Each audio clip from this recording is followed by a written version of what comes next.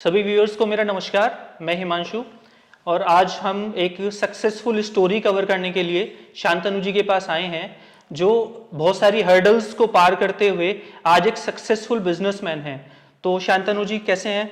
मैं बहुत बढ़िया हूँ सर। सभी को मेरा नमस्कार है और मैं इंट्रोडक्शन दे देता हूँ एक छोटा सा अपना। मेरा नाम शांतनु है और मेरी कंपनी का नाम सात्विक फूड्स एंड फार्म्स है, जो कि गढ़मुक्तेश्वर में दिल्ली से लगभग 100 किलोमीटर दूर डिस्ट्रिक्ट हापुड़ में बेस्ड है। तो सर थोड़ा सा अपने बिजनेस प्रोफाइल के बारे में बताएंगे। सर हम लोग बेसिकली एक किसानों को द्वारा चलाई जाने वाली कंपनी है और हम लोग कुछ प्रोडक्ट्स हैं जिसको पैकेजिंग करते हैं। बेसिकली किसानों से ही सोर्सिंग करते हैं, कुछ अपने प्रोडक्ट्स ग्रो करते हैं, कुछ किसानों से सोर्स करते हैं, उनकी पैकेजिंग करके बल्क में भी काफ़ी कंपनीज को सप्लाई कर रहे हैं, उनकी पैकेजिंग में भी, रॉ फॉर्म में भी और अपनी ब्रांडिंग में भी। तो सर हमारे व्यूवर्स को सबसे पहले आप बताएंगे आपकी क्वालिफिकेशन वगैरह किस तरह से, मतलब आप मोटिवेट हुए इस बिजनेस लाइन में आने के लिए? सर देखिए, मेरी क्वालिफिकेशन, मैं ग्रेजुएट हूँ बीकॉम, फिर उसके बाद MBA, कुछ दिन की जॉब और उसके बाद फुल फ्लेज्ड ये बिजनेस। तो शांतनु जी, आपने भी बताया कि आप क्वालिफिकेशन के बाद में जॉब आपने की, तो ये जो जॉब से आप मतलब जॉब छोड़ने का रीज़न क्या रहा? सर मुझे मतलब पहले से ही शायद कुछ मान लीजिए, या जब मैंने MBA के बाद मेरा प्लेसमेंट हुआ तो मुझे बहुत जल्दी समझ आ गया था कि ये 9 से 5 वाला काम तो नहीं हो पाएगा जी। उससे पहले मैंने कुछ और बिजनेस शुरू करा था, वो आज भी बैकएंड में चल ही रहा है, पर अब फुल फ्लेज्ड ये है कि कुछ कोरोना की भी देन रही, जब फुल फ्लेज्ड घर पे ही आ गए जी। तो यहाँ आने के बाद ये फुल टाइम यही बिजनेस चल रहा है, सात्विक फूड्स एंड फार्म्स को ही ग्रो कर रहे हैं धीरे धीरे। तो सर जब आप जॉब कर रहे थे, ऑब्वियस है कि आपके इन हैंड एक अर्निंग का सोर्स था। जी जी। तो आपने बोला कि जब जॉब आपने छोड़ी और आप घर की तरफ शिफ्ट हुए, तो आपकी फैमिली कहाँ तक आपसे एग्री थी? सर देखिए, कुछ फैसले ऐसे होते हैं कि जहाँ पे आपको हमेशा सबको खुश नहीं कर पाओगे आप। जी जी। कुछ फैसले आपको अपनी खुशी के लिए लेने पड़ते हैं जी। तो वो एक ऐसा फैसला मान सकते हैं। आज मुझे लग रहा है घर वालों को भी और दिक्कत नहीं है उससे, और मुझे भी दिक्कत नहीं है। एक विजन की जरूरत होती है, मतलब आपको खुद पे भरोसा रहना चाहिए कि मतलब ऐसा नहीं कि आप अनाड़ीपन में या बिना प्लान के एग्जीक्यूशन के या कुछ है ही नहीं आपके पास, आप जॉब छोड़ दें। तो मुझे पता था कि कुछ ना कुछ तो कर ही लेंगे, तो उस वजह से मैंने जॉब छोड़ी। और आज मतलब पहले कुछ घर के लोग नाखुश थे, आज किसी को कोई शिकायत नहीं है। अमूमन सर जब हम बिजनेस में आते हैं तो हमारे को इनिशियल इन्वेस्टमेंट की जरूरत होती है। जी जी। तो आपका इनिशियल इन्वेस्टमेंट क्या था, किस स्तर से आपने शुरू करा बिजनेस को? सर देखिए, मैंने ना कोई बहुत बड़ा इन्वेस्टमेंट आज भी इस कंपनी में नहीं लगा हुआ जी। तो ये धीरे धीरे ग्रो करा हम लोगों ने। बाकी मैं आपको बताऊं, आज मुझे ऐसा लगता है सर, एक तो मार्केट की सिचुएशन को देखते हुए आज मुझे नहीं लगता कि आप इस बाजार की कंडीशन में बहुत ज़्यादा पैसे लगा के किसी व्यापार को चलाने की जरूरत है। जी जी जी। तो आप, मैं यही कहता हूँ, किसी को भी छोटे से शुरुआत करें।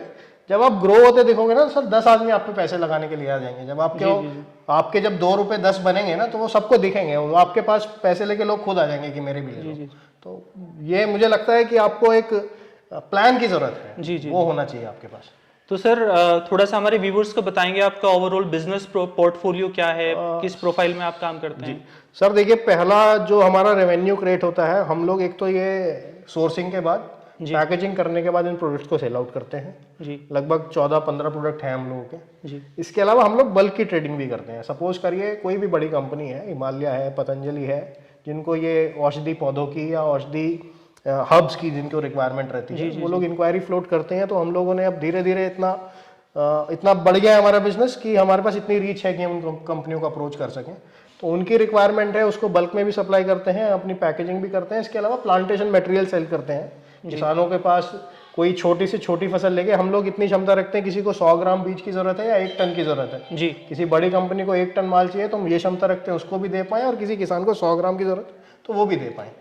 तो सर आपकी जो बिजनेस है, अपने प्रोफाइल हल्का सा मेरे को बताया, इसमें आप किस किस प्रोडक्ट में डील करते हैं? सर देखिए, हम लोग हल्दी में डील करते हैं, गुड़ हो गया, शक्कर हो गया, शहद हो गया जी, शतावरी हो गई, अश्वगंधा हो गया, सफ़ेद मूसली हो गई, जितने भी हब्स हैं बेसिकली जी, वो सभी हम लोग करते हैं। तो सर जैसे आपने बताया कि आपने इनिशियल इन्वेस्टमेंट भी किया, वहाँ से ठीक है, आपने स्लोली आपने आपको ग्रो किया है।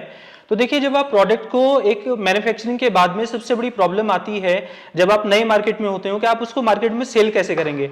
आपने बताया कि आपके पास में काफ़ी सारे कंपनी है जो आपका रॉ मटेरियल ले लेती हैं, जो आप प्रोड्यूस करते हैं। तो इसके अलावा भी आप B2C B2B आपका कॉन्सेप्ट बेसिकली है क्या? अपार्ट फ्रॉम B2B आप कस्टमर को डायरेक्ट सेल करते हैं? सर देखिए, पहली बात तो ये है कि अगर आपके पास प्रोडक्ट है ना जेन्युइन, जी, और आपके प्रोडक्ट में मतलब आप क्वालिटी दे रहे हैं, तो हर बंदा आज के ज़माने में मुझे नहीं लगता सर कोई पैसे देने से मना करता है। जी, जी, आज परचेजिंग कैपेसिटी बायर की इतनी है, आप उसको जो रेट बोलोगे वो उस पर बार्गेन नहीं करता आपसे। जी। जो रिटेल कस्टमर है, जो अच्छा रिटेल कस्टमर है, जी, आप अगर अच्छा प्रोडक्ट देंगे तो आपसे खरीदेगा ही खरीदेगा। आप और दूसरा क्या है सर, हमारा बिजनेस रेकरिंग बिजनेस है। ऐसा नहीं है कि आपने सिंगल सेल करी और उसके बाद आप निकल गए। मतलब सपोज करो आपसे कोई आदमी तेल खरीदता है या आटा खरीदता है, कोई भी बड़ी कंपनी है हमसे खरीदता है, अगर वो आपके पास बार बार आएगा तभी आप पैसे कमा पाएंगे। जी, जी, सिंगल सेल वाला ऑप्शन नहीं है यहाँ पे। तो मेरा पहला तो मोटिव क्वालिटी है सर, आप अच्छा सामान दीजिए। एक रेट प्राइसिंग सेकेंडरी है, आप क्वालिटी बेस्ड काम करोगे तो प्राइस तो अपने आप बंदा देगा ही देगा आपको। देखिए सर, जब बिजनेस में हम आते हैं तो हमारे लिए एक अपार्ट फ्रॉम बिजनेस एक सेकेंडरी जो हर्डल सामने आता है वो आता है स्टैट्यूटरी रिक्वायरमेंट्स का, जिसमें आजकल लोग हमने अमूमन बिजनेसमैन कहते सुने हैं कि जब से जीएसटी आया है हमारे बिजनेस बेकार हो गए, या फिर और भी बहुत सारे ऐसे लीगल कंप्लाइंसेस हैं। तो सर आपने उन सब लीगल कंप्लाइंसेस को कैसे सामना करा? सर देखिए, मेरा तो बिजनेस हुआ जीएसटी के बाद शुरू। मैं आपको सिर्फ जेन्युइनली बताऊं, और मुझे तो लगता है कि इतना जेन्युइन सॉफ्टवेयर है ये जी, जो जीएसटी की एप्लीकेशन है। आप अपनी जीएसटी भी सॉफ्टवेयर से खुद फाइल कर सकते हो। जी, जी, जी। मुझे तो नहीं लगता कि आपको किसी प्रोफेशनल की भी जरूरत है। इतना बेसिक है, आपको सिर्फ जो आपने बिल काटा है वो बिल की उस पे पोर्टल पे अपडेट करनी है। जी। तो मुझे तो लगता है कि ये ईज ऑफ बिजनेस है सर, इससे बिजनेस बड़ा है, किसी का बिजनेस घटा नहीं है। और बढ़ने का कारण आप ये भी तो बताइए, जो बिजनेस प्रोफेशनल में उनका भी तो काम बढ़ा ही है सर जीएसटी ने, है ना। बिल्कुल। तो मैं तो नहीं मानता कि इसमें कोई हर्डल आई है। जीएसटी इंप्लीमेंटेशन बहुत आसान कर दिया। और सर आजकल तो आप व्हाट्सएप हो गया, फेसबुक हो गया, इंस्टाग्राम हो गया, सोशल मीडिया के थ्रू इतना व्यापार कर सकते हो। आपको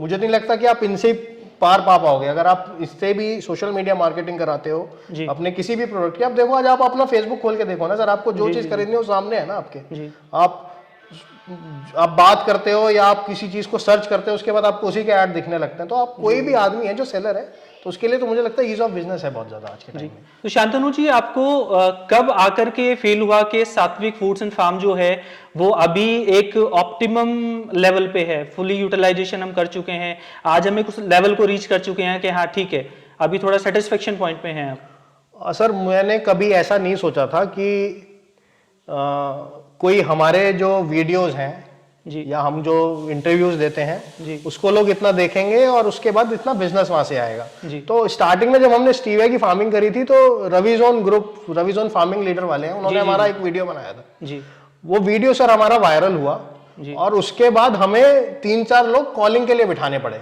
जी, जी, इतने कॉल्स आते थे हमारे पास कि हमें वहां पे, कि हमें अब लगा कि भाई यहाँ से जब इतने कॉल्स आ रहे हैं कि यहाँ से अब बिजनेस चल जाएगा। तो सिर्फ एक वो ही नहीं, आप आज अगर YouTube पे कोई भी जाके, पूरे इंडिया में मैं कहता हूँ, कोई ब्लैक टर्मरिक की फार्मिंग करना चाहता है, शतावरी की फार्मिंग करना चाहता है, स्टीविया की करना चाहता है, ब्लैक जिंजर की करना चाहता है, तो सबसे पहले हम आपको, अगर कोई YouTube पे उनको सर्च करेगा इन कीवर्ड्स के लिए, सबसे पहले उसको हम ही दिखेंगे। तो वहां से एक जो आप यकीन मानिए 80-90% जो बिजनेस आया वो हमारा YouTube के थ्रू ही आना शुरू हुआ। तो सर हमारे व्यूवर्स को आप किस तरह से मोटिवेशन देना चाहेंगे जो न्यू एंटरप्रेन्योर्स हैं, जो चाहते हैं बिजनेस लाइन में एंट्री करना, और थोड़ा सा आप उनके लिए क्या मोटिवेशनल कोट कुछ रखेंगे? सर देखिए, पहली बात तो मुझे लगता है कि अभी तो हम खुद ही नए हैं, किसी को क्या मोटिवेट कर पाएंगे। पर लेकिन मेरा ये मानना है कि हर्डल सर देखिए हर काम में है। जब आप एक नई जॉब में जाओगे या आप किसी नए बिजनेस में जाओगे, कोई भी नया काम करने जाओगे, तो उसमें हर्डल तो रहेंगे ही रहेंगे। मुझे लगता है कि अगर आप वो इनिशियल जो टाइम है उसको आप बिता लोगे या उस लॉस को ओवरकम कर लोगे, तो मुझे लगता है कि हर बिजनेस एक टाइम के बाद, जब आपसे टाइम टू टाइम आपके रिलेशन डेवलप होने लगते हैं, आपकी मार्केट में थोड़ी पहचान बनने लगती है, तो वही मुझे लगता है कि अगर आपने 2-3 साल वो सर्वाइव कर लिया, तो वही होता है सर्वाइविंग पीरियड। या तो आप उसमें बंद करके घर पे बैठ जाते हो या फिर आप उसको आगे बढ़ा जाते हो। और बाकी सर आज तो आप ये देखो ना, हर इतने एंटरप्रेन्योर आपको मिल रहे हैं। मैं तो कह रहा हूँ कि मैंने कोई बहुत ज्यादा कोई ऐसा यूनिक प्रोडक्ट के साथ काम शुरू नहीं करा है ना, कोई मेरे ऐसे कोई यूएसपी नहीं है कि ऐसी कोई चीज नहीं है कि जो बाजार में पहले बिकी नहीं रही थी। जी, जी, जी, वो ऑलरेडी थी, पर इतने बायर हैं, आप थोड़ा सा अपना कस्टमर रिलेशन बनाइए, या जो भी है, मतलब जो चीज़ों को आप करोगे तो कोई भी है सर टाइम के साथ वो चल जाती है। बिल्कुल बिल्कुल सर। तो सर आज आपने टाइम दिया हमारे व्यूवर्स के लिए, एक मोटिवेशनल कोट आपने दी, आप एक खुद में एक एग्जाम्पल हैं, तो आपका हमारे को टाइम देने के लिए बहुत बहुत धन्यवाद। Thank you sir.